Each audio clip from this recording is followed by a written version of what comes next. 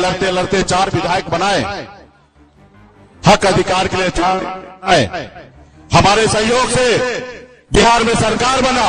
अगर हम समर्थन नहीं देते तो नीतीश कुमार जी का सरकार नहीं बनता। यूं कह दीजिए कि एक मल्ला का बेटा के समर्थन से सरकार बना और हम मंत्री बन के काम कर रहे हैं। नमस्कार, नेक्स्ट 9 न्यूज देख रहे हैं आप। मैं हूं आपके साथ प्रांशु राठौर। हमारे साथ इस वक्त मौजूद है हमारी सहयोगी माही। बिहार में जिस तरह से हम देख रहे हैं कि 40 में से 9 सीटों पर जो मतदान हुए हैं, इसके बाद से अब तीसरे चरण में जिन सीटों पर मतदान होने जा रहे हैं, उसमें देखा जाए किस तरह से नेताओं के जो चुनावी दौरे हैं, चुनावी प्रचार है, वो और भी तेज हो गए हैं। इस बीच साफ तौर पर नजर आ रहा है कि लोक जनशक्ति पार्टी के मुखिया चिराग पासवान को अब विकासशील इंसान पार्टी के अध्यक्ष मुकेश सहनी साफ तौर पर चैलेंज दे रहे हैं। हाल ही में मुकेश सहनी पहुंचे वैशाली, वो सीट जिस सीट से चिराग पासवान ने अपने उम्मीदवार को उतार रखा है। वहीं इसके बाद अब वह हाजीपुर भी पहुंचे हैं और हाजीपुर से भी वह चिराग पासवान को चुनौती दे रहे हैं। सबसे पहले दर्शकों को यहां पर उनका भाषण सुना देते हैं कि कैसे वह एक बड़ी चुनौती बन चुके हैं चिराग पासवान के लिए। देखिए जरा। देखिए हमारा देश कहां पहुंच गया। देश के ऊपर 3 गुना ज्यादा कर्ज हो चुका है। मोदी जी संविधान को नहीं मान रहे। आज देखिए 2 मुख्यमंत्री को जेल डाल दिया गया। साथियों, जेल में रख दिया गया है। बने हुए विधायक को, जिसको जनता वोट देते हैं, उस विधायक को पैसे के दम पर उनको खरीद लेते हैं। बनी हुई सरकार को गिरा देते हैं। वो जनता का अपमान कर रहे हैं और आप हम देखते रह जा रहे हैं। साथियों, आप बताइए, आप जिनको विधायक बनाए, जो सरकार आप बनाए, आज उस सरकार को कोई पैसे के दम पे खरीद ले या उस विधायक को खरीद ले तो कहीं ना कहीं जनता का अपमान है कि नहीं है। तो साथियों, ये गरीब पिछड़ा का सरकार नहीं है। आपने देखा, मैं एक गरीब मछुआरा परिवार में जन्म लिया। ऐसे परिवार में जन्म लिया जहां पे पिताजी एक रोज मछली न मारे तो दूसरे रोज खाना नहीं बनता। ऐसे गरीब परिवार में जन्म लिया। 18 साल की उम्र में गांव को, परिवार को छोड़कर बम्बई जैसे शहर चला गया। मेहनत मजदूरी किया, संघर्ष किया और संघर्ष के बदौलत बम्बई में एक बेहतर जिंदगी जी रहा था। फिर मैंने देखा कि लोग चांद पे घर बनाने के लिए सोच रहा है, लेकिन आज भी हमारे गांव में हमारे लोगों के लिए रहने के लिए घर नहीं है। अब मैंने बम्बई के ऐशोआराम जिंदगी को छोड़कर अपने समाज के हक अधिकार के लिए पिछले 10 सालों से लड़ाई लड़ रहा हूं। साथियों, आपने देखा 2025 में हम लड़ाई लड़ते लड़ते 4 विधायक बनाए, हक अधिकार के लिए आए। हमारे सहयोग से बिहार में सरकार बना। अगर हम समर्थन नहीं देते तो नीतीश कुमार जी का सरकार नहीं बनता। यूं कह दीजिए कि एक मल्ला का बेटा के समर्थन से सरकार बना और हम मंत्री बन के काम कर रहे थे। लेकिन वो देखा, एक अति पिछड़ा का बेटा, मल्ला का बेटा सर ऊंचा करके जिंदगी जी रहा है। उन्होंने क्या किया, हमारे विधायक को खरीद लिया, हमको सरकार से बाहर कर दिया। जो सरकार हमने बनाया था, वो देखा कि इसका समाज इनके साथ आगे बढ़ जाएगा। तो इसलिए साथियों, ये गरीब का सरकार नहीं है, ये अडानी अंबानी का सरकार है। ये गरीब के लिए कुछ नहीं कर सकता। साथियों, कुछ नहीं कर सकता है। अभी आपने देखा होगा बॉन्ड के जरिए कैसे पैसा मोदी जी उगाही किए। 16,000 करोड़ रुपया। आप हमें चंदा दो, हम आपको धंधा देते हैं, और जो चंदा नहीं देते हैं उसको ईडी सीबीआई का नोटिस भेज के उससे हफ्ता वसूली करते हैं। साथियों, हफ्ता वसूली करते हैं। आप बताइए, सरकार का ये काम है कि ईडी सीबीआई को लगाकर और हफ्ता वसूला जाए, काम के बदले पैसा लिया जाए। तो इसलिए साथियों, ये गरीब का सरकार नहीं है, इनको बदलने की आवश्यकता है। मोदी जी से मैं आग्रह करता हूं, मोदी जी 2014 में आपने बहुत अच्छा भाषण दिए थे। कृपया करके वही भाषण फिर से दीजिए। उस जनता से पूछिए कि मैंने आपको नौकरी दिया कि नहीं दिया। जनता आपको जवाब देंगे। आज मोदी जी के पास कोई जवाब ही नहीं है, कोई मुद्दा ही नहीं है, कुछ भाषण ही नहीं बचा है। जितना उसको झूठ बोलना था, सारा झूठ बोल चुका है। अभी उनके पास क्या बचा हुआ है? मंदिर, मस्जिद, हिंदू, मुसलमान। बताइए, चुनाव में इसकी बात करना है? अरे मोदी जी, आपने जो वादा किया उसका क्या हुआ? और एक और, हम लोग मछली खाते बिहार में, अब मोदी जी का गला में अटकता है दिल्ली में। आपने देखा ना? अब बताइए, हम क्या खाए क्या पहने हैं, अब उसके ऊपर चर्चा करते हैं। ये चर्चा नहीं करते हैं कि हम कितने गरीब युवा को नौकरी दिए कि नहीं दिए, वो चर्चा नहीं करते हैं। खुद चले जाएंगे पाकिस्तान बिरयानी खाने के लिए, और बिहार में अगर कोई मल्लाह का बेटा मछली खाए तो उसको पेट में दर्द होने लगता है। साथियों आप बताइए।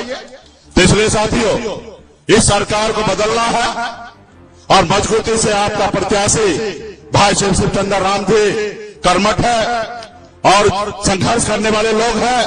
मजबूती से इनको चुनाव जिताइए। चुनाव चिन्ह लालटेन है, मजबूती से इनको वोट देकर जिता के इनको दिल्ली भेजिए। आपके हक अधिकार की बात।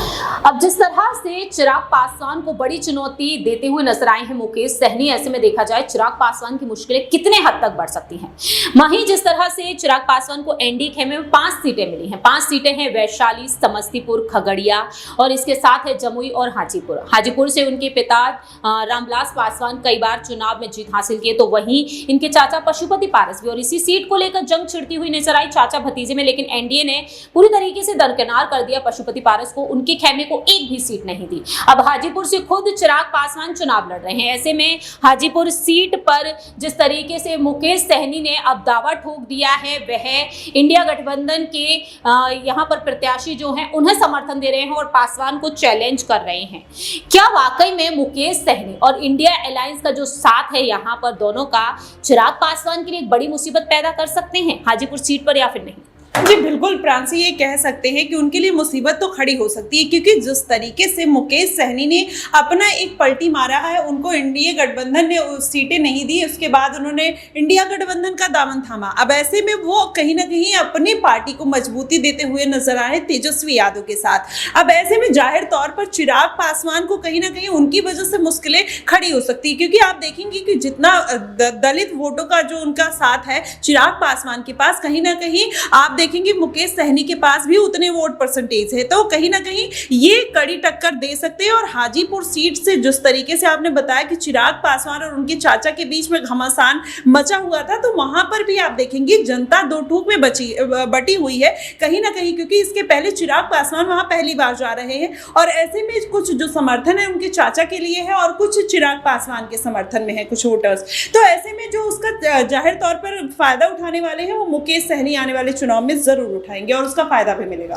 देखिए मुकेश सहनी ने जिस तरीके से टाल ठोक दी है चिराग पासवान के खिलाफ, ऐसे में चिराग पासवान को एक बेहद बड़ी चुनौती तो मिली है। आरजेडी की तरफ से शिवचंद्र राम मैदान में हैं, जो काफी अनुभवी नेता हैं, और ऐसे में देखा जाए शिवचंद्र राम को हाजीपुर से चिराग पासवान चुनौती देने में सफल होंगे या फिर नहीं, ये बड़ा सवाल उठता है। इसके अलावा यहाँ पर रुक किया जाए वैशाली सीट पर, तो वैशाली सीट पर आरजेडी की तरफ से विजय कुमार शुक्ला उर्फ मुन्ना शुक्ला है, और यहाँ पर वैशाली सीट पर 25 मई को मतदान होंगे 6वें चरण में, तो वही दूसरी ही तरफ यहाँ पर 5वें चरण में चुनाव होने जा रहे हैं हाजीपुर सीट पर, यानी कि 20 मई को 4 जून को इन सभी सीटों के नतीजे सामने आ जाएंगे। देशभर में जिस जगह पर भी लोकसभा चुनाव के लिए मतदान हो रहे हैं।